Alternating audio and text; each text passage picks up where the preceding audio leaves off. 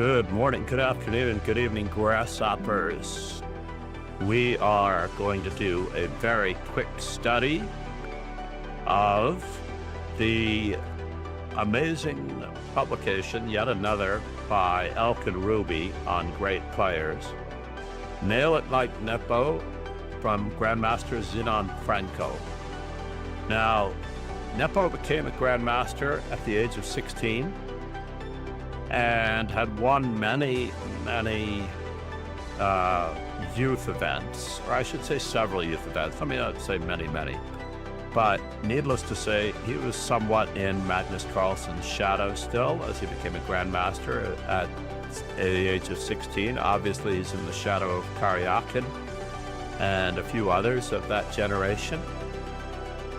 So, honestly, for the most part, you have to really consider that when does a player make his big name? And in fact, the chess-based headline for this particular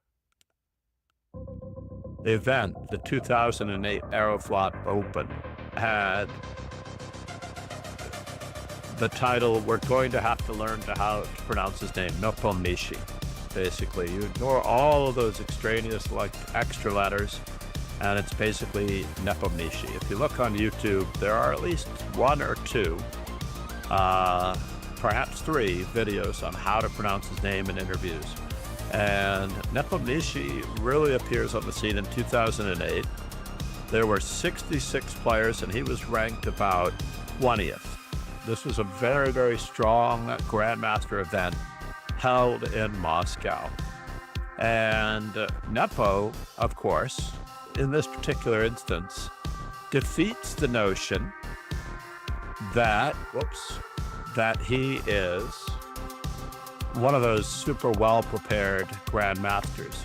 As this particular game proceeds, the Classical Sicilian, one of my favorite early weapons for young players, right after the accelerated Draken and the modern Draken, because I believe that almost every closed Sicilian, every Rauzer, every unusual Sicilian somewhat defaults to the Draken formation with G6 and Bishop to G7 for young players to keep their pieces coordinated. This is an honest-to-God interpretation of piece coordination being the primary example of what a young player needs to learn in order to become a much stronger player. By young, I mean in chess years, not necessarily in age. So for those of you who are adult improvers and adult beginners, you may consider yourselves young players if you are, of course, of the nature that you haven't had enough tournament experience or over-the-board experience.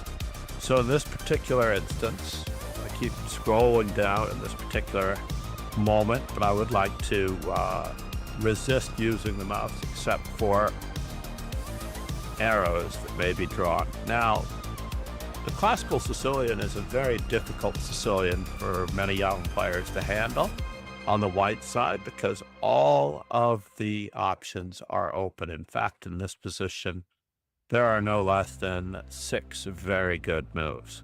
One of those moves does not include, I repeat, does not include the move Bishop E3. So any student that is armed with Bishop E3 against every type of Sicilian must think again here. Now, obviously, the best move in this position is Bishop to G5. It has stood the test of time. This is the official position of the Richter-Rauzer attack. However, in the Classical Sicilian, this is not a Rauzer just having the knight on C6.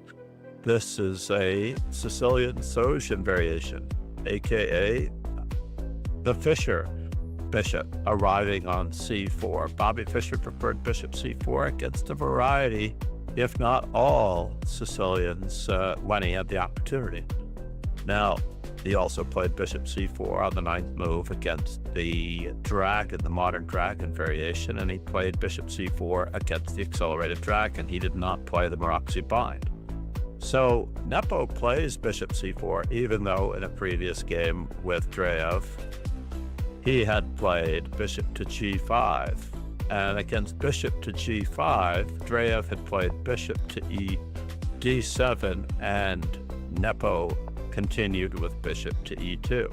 So our current situation with Dreev 4 years later, Nepo's playing bishop c4, and after the move bishop d7, he honestly admits, he says, here I fell into a kind of stupor since I could not understand what the correct way for white to play was. Now this means that he also did not analyze his game in depth from 4 years earlier against Abramov, against whom he played castles. And Abramov understood that he was going to be playing the dragon variation. Bishop d7 is one of 3 continuations against the move bishop c4.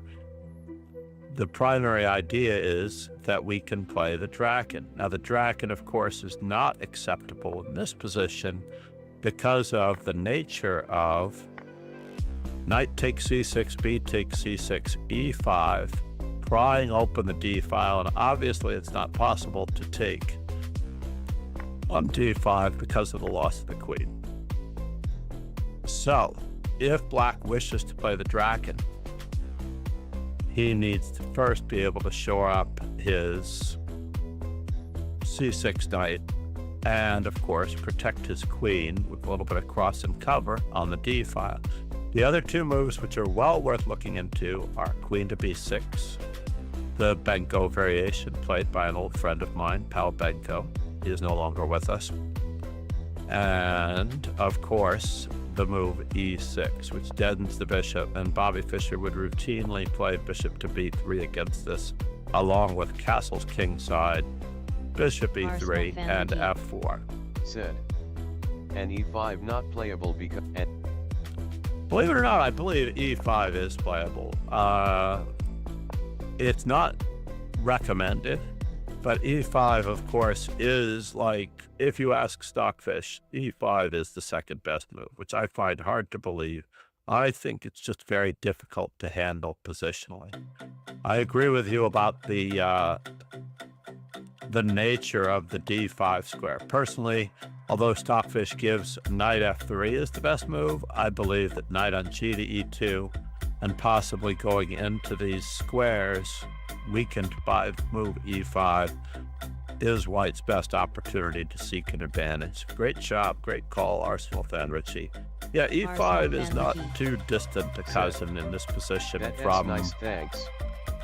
From the Sveshnikov, except for the fact that this bishop is very awkwardly, or perhaps even more profitably, placed.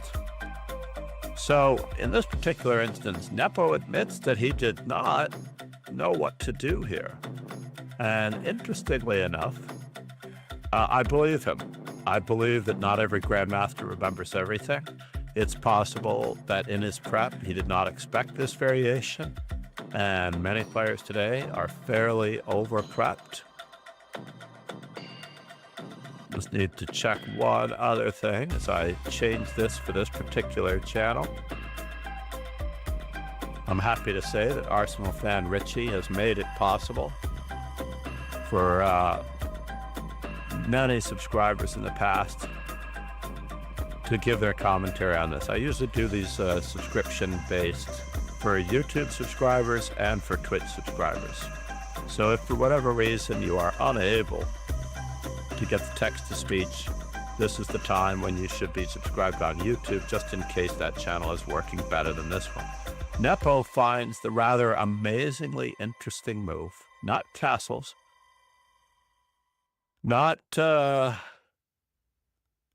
bishop to b3, not bishop e3, all of which seem perfectly reasonable, but bishop to g5, which throws away, for the most part, any and or all types of advantage. However, if we're going to continue, this was a position, a similar position favored by Botvinnik back in the day, and of course Dreev is very familiar with it, since he is from that school of chess. Bishop takes f6, g takes f6, and then white chooses the natural kicking of the queen with knight to b3 because white enjoys a space advantage. We hope to seek to avoid exchanges and allowing this bishop to assume a spot fighting for control of the d5 square. So now we're left with another moment of truth for black. Black only has 2 moves. There was also a tactical threat of queen to c5, when white would have to give up his centralized knight, and of course improve black's pawn structure in order to save the bishop. So knight to b3 solved both of those problems, avoiding exchanges and avoiding that tactical threat on c5. Queen to g5 was played. I feel like queen to c5 is still a very realistic possibility, as well as queen to e5 in some cases. But to be honest, queen to b6 and queen to g5 are the most logical moves, especially since we have the use of the g file. And Nepo saves his g pawn in the most logical way. And now it's up to black to fight against the center, and he finds perhaps the best move to strike at the center. This is our first position for white. Suggestions for white. White is walking a tightrope of equality. So we are going to do candidates for white. And you should be throwing several darts at this position. There are several moves that are worthy of being considered, perhaps even 3 moves that should be considered as we have to deal with this. I do not know that I would ever have come up with the move. 0-0 looks natural, although g-file is scary. I like retaking on e4 with knight. Right? Yeah, I don't believe we can castle. I just feel like if we do castle, even though it's the second most popular move in this position, I feel like if we do castle, we might be walking into the fire a bit with f4.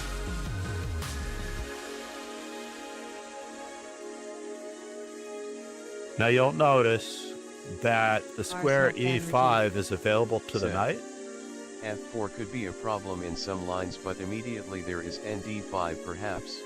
Right. f4, queen e2, and the move Nepo played are certainly the strongest moves in the position. Nepo takes advantage of the fact that he can play f4 by playing the move e5. The idea is that knight takes e5 runs into the immediate tactical nuance f4, winning a piece. So it's not really possible for him to recapture with the knight. He has to decide how he's going to handle this position, and he chooses a very suspect way, in fact.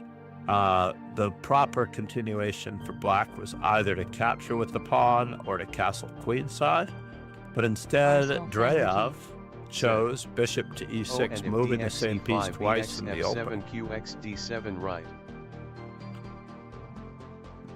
Was that the real threat in this position? D takes e5, bishop f7? Yes, indeed. Bishop to e6 apparently prepares the capturing, but of course, this also softens black's pawn structure quite a bit. Now, here, I'm quite surprised by the move knight to d4, honestly.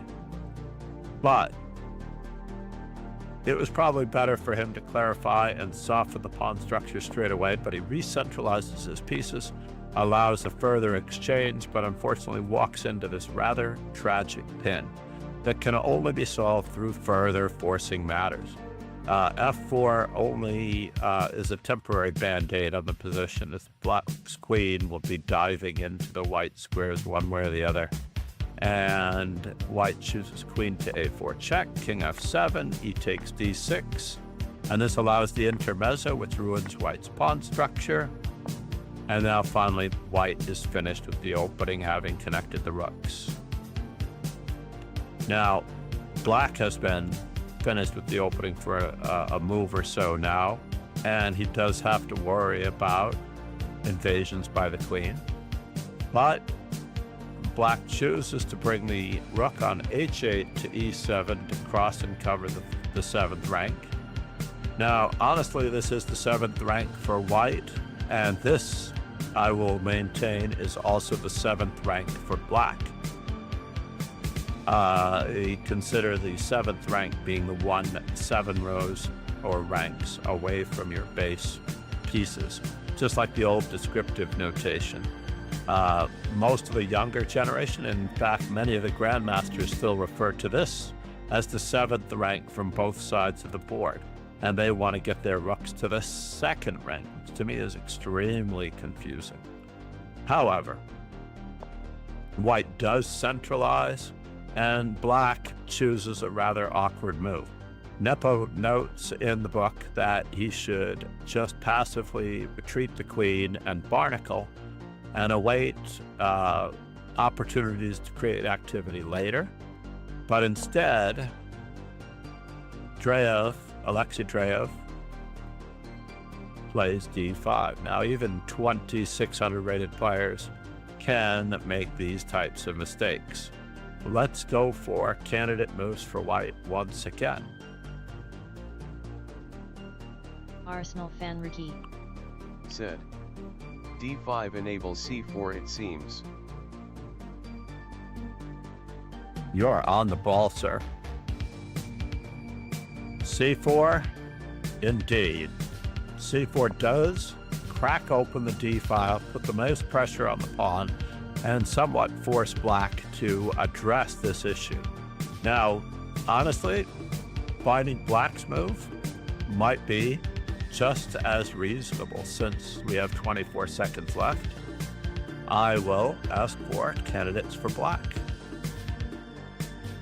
What? I thought it was candidates for black. But maybe it's just candidates. Candidates for black in this position. What is black's best response if he is going to have to bite the bullet and admit that he allowed this? I don't think he was prepared for this, and he consumed a tremendous amount of time. Arsenal fan Ricky said. Red 8 maybe not easy. No, I think that will still weaken the pawn structure. The real secret is the tactical response, queen to g4. At least in this manner, we are going to try to limit white's options as far as how to handle this. And this would force f4, and then we would continue in the same vein of trying to keep white's pawn structure impaired, and at the same time, barnacle on the 7th rank.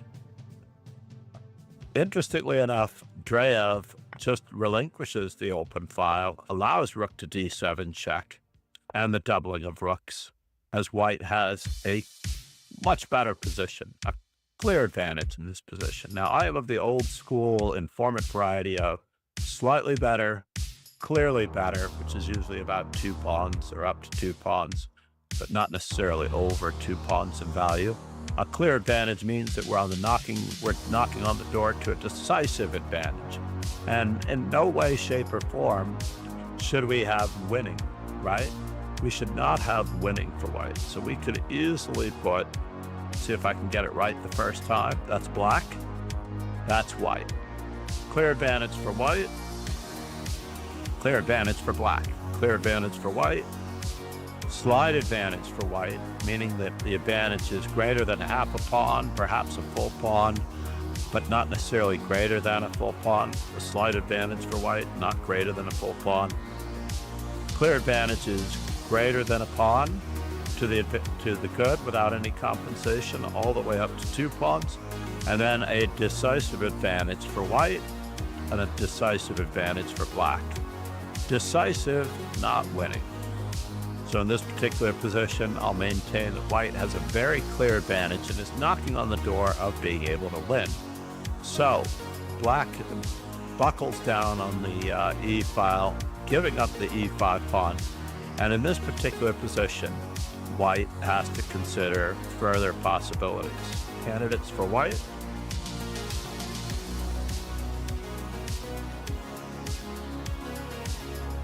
We're over halfway through the game, and we are observing Nepo's style to a certain extent in this particular game. This is one of the games that helped put him on the map in the Aeroflot Open of 2008. This was the first major event, major upset. Rook on 1 to d4 is being threatened. Yes, absolutely. I'll have to give you almost full value for that one. One more move. We're matching whips with Nepo.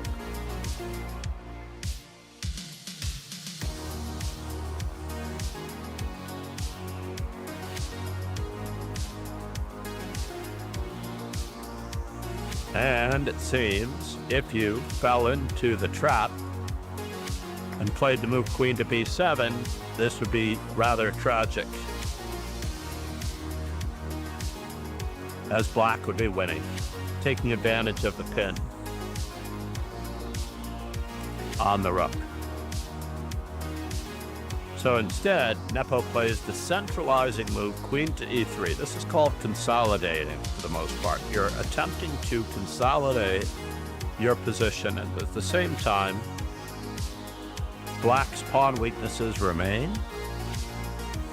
Black tries to ease some of the trouble in his position by exchanging a pair of pieces, heading toward a major piece endgame where, after rook to d4, queen to g7, we once again go for candidate moves for white. In a real study session for yourself, you should be doing this almost each and every move. Practicing looking for several good moves, making sure that the move chosen by the Grandmaster is among your sweet spot of candidate moves. That is, you're at least considering the move that they played, assuming it's not a question mark move, and if so, then you will find C3 trying to block qa1. That's a perfectly acceptable move. However, if we are really threatening to capture the pawn on c4, then we need to play the move a4. A very fine technical move on Nepo's part, not yielding to losing the pawn on a2 to that check. So therefore, we are now officially trying to capture the pawn on c4, and we have artificially isolated that pawn from any help.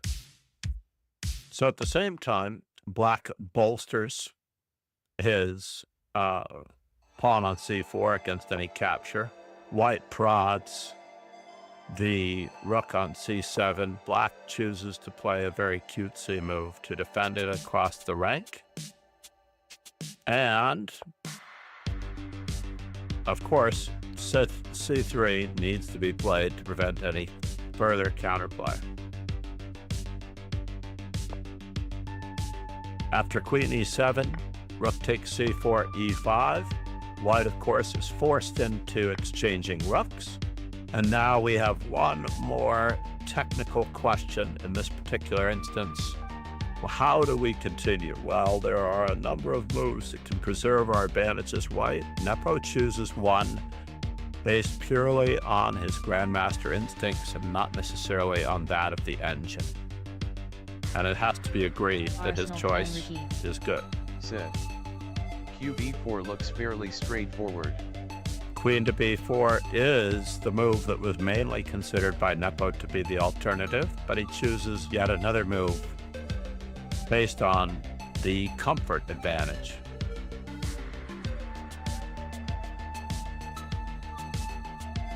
Arsenal fan Ricky. QC1. Queen c1, well, I have to say that the engine thinks that queen e3 is the most active remaining and forthright move, but Nepo chooses the move queen to d2 primarily because it facilitates the control of the d file, allows for the harassment of black's position, and black does not necessarily find the best move here. He chooses queen to c6, although there were a number of alternatives like h6 or b6 to try to restrict that pawn.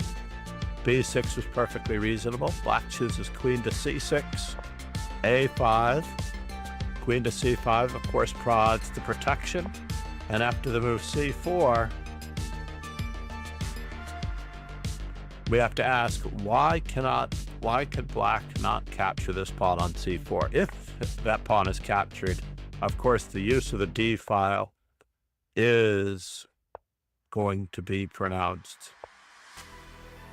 And in this particular case, I prefer a queen to b6 check followed by a6 to prevent any funny business, basically, because after the move queen to d3, we'll always have h4, and this pawn will be perfectly protected, and there won't be any more checks. The pawn moving to a6. Nepo believes that a6 is just winning. Obviously, we can reach the same position after queen, oops, and then we can actually just Arsenal fan Ricky. batten down the king side over Could there. black have any e3 pawn sacrifice ideas to exchange for the pawn? Well, that's primarily the idea here as well, and there are many, many weaknesses that can be pronounced after the move h3. In fact, in this particular instance, this would be the idea. Absolutely. So we have to be careful about the placement of our pawns, the queen and pawn endgame with the pawn structure from f2, shielding our king from checks by the center, and also being able to protect f2 from the center is key. So in this particular moment, rather than allowing all of that to happen, Nepo's opponent Dreev does not capture the pawn on c4, and instead plays the move e4, and Dreev, of course, dives in, and Dreev, of course, while seeking counterplay on these squares, Nepo dives in with queen to d8, and after queen to e5, we actually have to consider how is he really going to survive the loss of this pawn, right? And already we can see that there is a problem. Houston, we have a problem. If the pawn on a5 is captured, there is a very severe, very near mating attack happening on this side of the board that we have to concern ourselves with, because once the king moves out of the way, life will be tough. Basically, if this king gets to step up, then queen h7 is made, as well as if this square were ever covered. Now, interestingly enough, after the check, king h5, queen takes b7, black tries for further counterplay. Black could try for further counterplay once again, but already we know that we have the c4 pawn in this particular case, so that after queen takes e3, queen takes a5, we're going to dominate the center once again with a definite fork.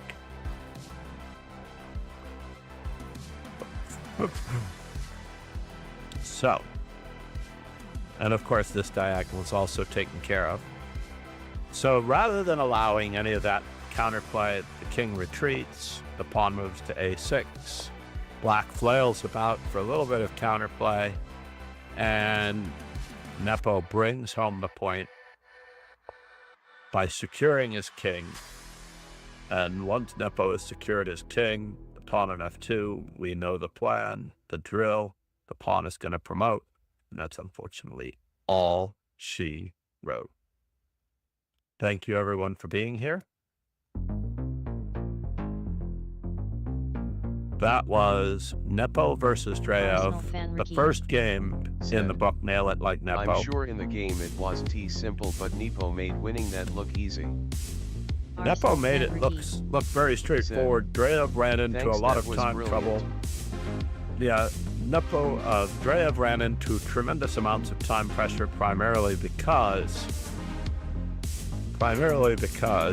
he already had a difficult position.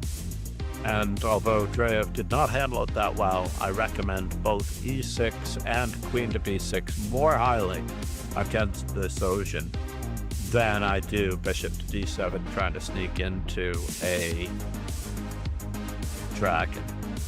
If your opponent allows you to play the dragon, that's great. Bishop e2 on the 6th move, g6, great.